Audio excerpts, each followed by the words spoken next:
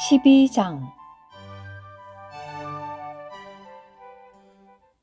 하늘에 큰 표징이 보였습니다. 해를 옷으로 입은 한 여자가 있었는데 발 바로 밑에는 달이 있고 머리 위에는 12별의 면류관이 있었습니다. 그 여자는 아이를 임신하여 해산의 진통을 겪으면서 해산하려고 고통 가운데 부르짖었습니다. 하늘에 또 다른 표징이 보였습니다. 크고 붉은 용이 있는데 7머리와 10뿔을 가졌고 머리들 위에는 7왕관이 있었습니다. 용의 꼬리가 하늘의 별의 그 3분의 1을 끌어다가 땅에 던졌습니다. 또 용은 여자가 해산하면 바로 그 아이를 삼키려고 해산하려는 그 여자 앞에 서 있었습니다. 그 여자가 아들, 곧 세막대기로 모든 민족을 다스릴 사내 아이를 낳았으며 그 아이는 하나님과 하나님의 보좌로 이끌려 올라갔습니다.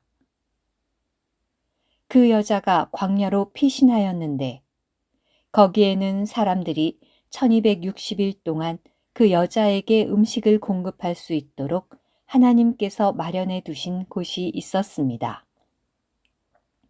그때 하늘에서 전쟁이 일어났습니다. 미가엘과 미가엘의 천사들이 용과 싸우게 되었습니다.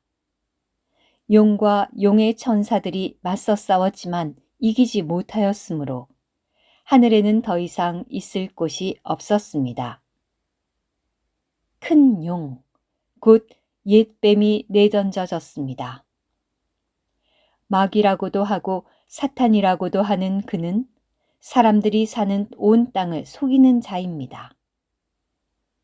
그가 땅으로 내던져졌으며 그의 천사들도 그와 함께 내던져졌습니다. 또 나는 하늘에 있는 큰 음성을 들었습니다. 우리 하나님의 구원과 능력과 왕국과 그분의 그리스도의 권위가 이제 나타났다. 왜냐하면 우리 하나님 앞에서 밤낮으로 우리 형제들을 비난하던 그 비난자가 내던져졌기 때문이다. 그들은 어린 양의 피와 자기들이 증언하는 말로 그를 이겼으며 또한 죽기까지 자기들의 혼생명을 사랑하지 않았다. 그러므로 하늘들과 그 안에 거하는 이들아 즐거워하여라. 그러나 땅과 바다에는 화가 닥친다.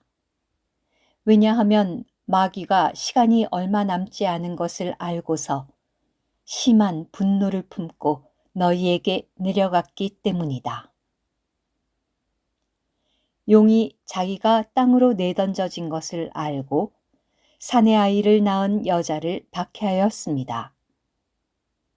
그러나 그 여자는 자기에게 주어진 큰 독수리의 2날개로 광야에 있는 자기 처소로 날아가 거기에서 뱀의 낯을 피하여 1때와 2때와 반때 동안 음식을 공급받았습니다. 뱀은 여자 뒤에다 입에서 물을 강처럼 쏟아내어 여자를 물살에 떠내려가게 하려 하였습니다. 그러나 땅이 여자를 도왔습니다. 땅이 입을 벌려 용이 입에서 쏟아낸 강물을 삼켰습니다. 여자에게 화가 난 용은 여자의 씨 가운데 남아있는 사람들, 곧 하나님의 계명들을 지키고 예수님의 증거를 가진 사람들에 대해 전쟁을 일으키려고 나가서 바다의 모래 위에 서 있었습니다.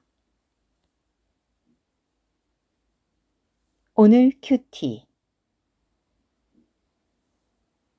이 책의 첫째 부분은 전반부 11장으로 구성되며 이 부분에서는 그리스도께서 승천하신 때부터 영원까지 일어나는 모든 일을 다룹니다. 둘째 부분은 후반부 11장으로 구성되며 이 부분에는 대환난 기간이 될 현 시대의 마지막 3년 반부터 새하늘과 새 땅의 영원 시대에 이르기까지 중요하고 핵심적인 부분들을 자세하게 다룹니다.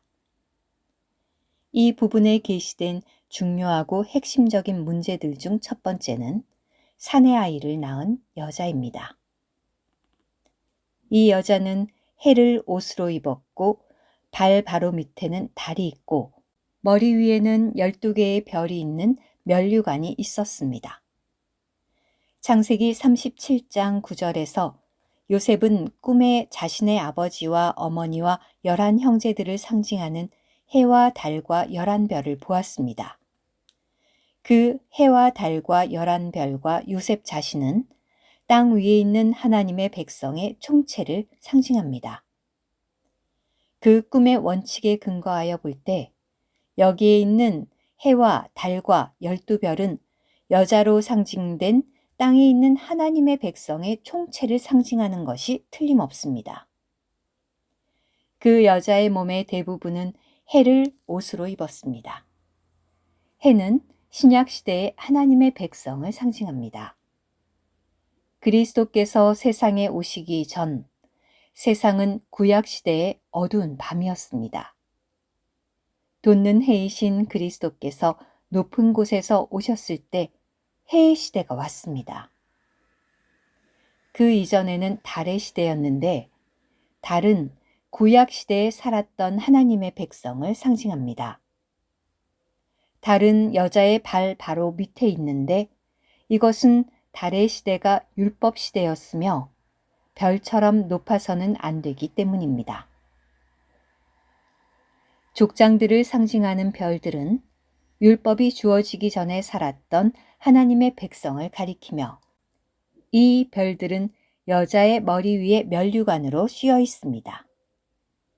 이러한 새 시대 안에서 이 여자를 구성하고 있는 하나님의 모든 백성은 빛을 지니고 있는 이들입니다.